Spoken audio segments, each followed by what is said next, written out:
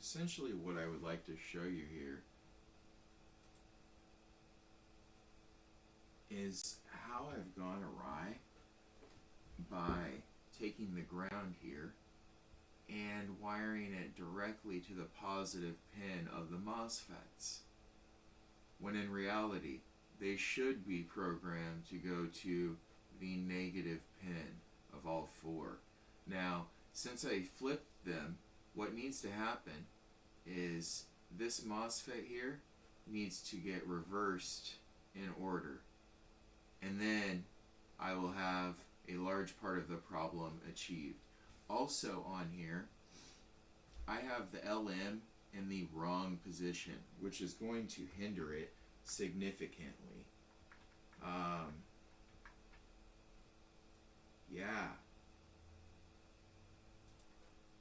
The root concept of this board, which I have made,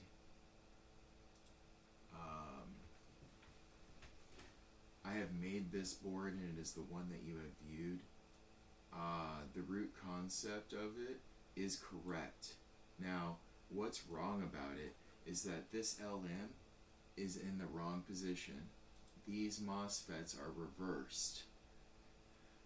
And I've also done a little more work already to convert this square wave to sine wave energy, so that when I plug in my toroidal transformer to these two ports, it will use sine energy, and I can turn on a light bulb or any type of electricity. That is the goal, right? So as I'm doing that, there's a lot to take into consideration, and then the new design, of course. This is my design here, and we could walk through a lot of it, but this is the corrected design. And what I have done is I've added decoupling capacitors to the LMs. I've removed a couple of resistors that were in the way, and I've utilized a 7812 to drop the voltage into VDD. I have also used an LM718 to carry the voltage over to a stable of 18 volts, so that Q represents 18 volts at the logic. What would happen then is it exits as Q, and the two Q's come out, and essentially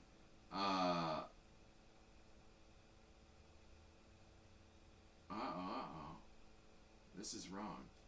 This goes here. Okay, it had fallen, and what happens here is an LC circuit, which is an inductor to a capacitor. Now at this math, 4.7 microhenries, 4.7 microhenries on the Q's LC filter is what the inductor is, and 100 nanofarads is what this capacitor is. Now the math between them on the LC circuit here that continues from Q and Q creates the sine wave at 60 hertz for sure. What exits becomes 60 hertz. It is rectified definitely. It's already 60 hertz coming out, so what happens is that it basically turns into sine wave, and then it enters the MOSFETs on the correct side now with a transformer that is a 1717 120, 17017 120, which I'm making. I want you to understand. And how this would all figure out is that it would show up a lot like this.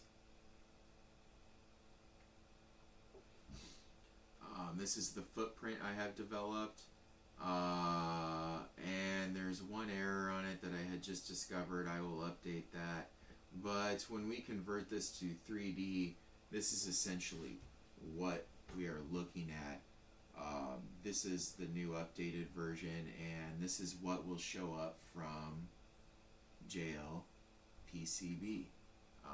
These are the decoupling resistors that somebody online named Marcus EE supplied me with this knowledge about having on their forum, Easy EDA, the program I'm using. It's all kind of a tied system of networks. You can see that we have the 12 and the 18 in line correctly. These are the two LC filters now, and it has changed dramatically. This is my solar knowledge as of now, and I'd like to show you a few more pictures. And here's essentially what I will build. This is the transformer. It's made from 12 AUG to fit on this, and then a later version, 1 of 4 AUG, because this board can handle 8K dub, which is 8,000 watts in its form. Essentially, I'll put a 4 AUG transformer on it, and it will work for 2 solar panels, 2 large solar panels, and make 8K dub. Until then, I have this one panel, and I'll make maybe 2,000 watts about. I haven't built the 12 AUG transformer for it yet. However, that is going to be one of my next charges, is to build a transformer for this gear, as well as order this new updated board. Alright, cool. Thank you for watching on YouTube. Had some mistakes, some lessons, and now we are where we are. We're going to keep going. Later.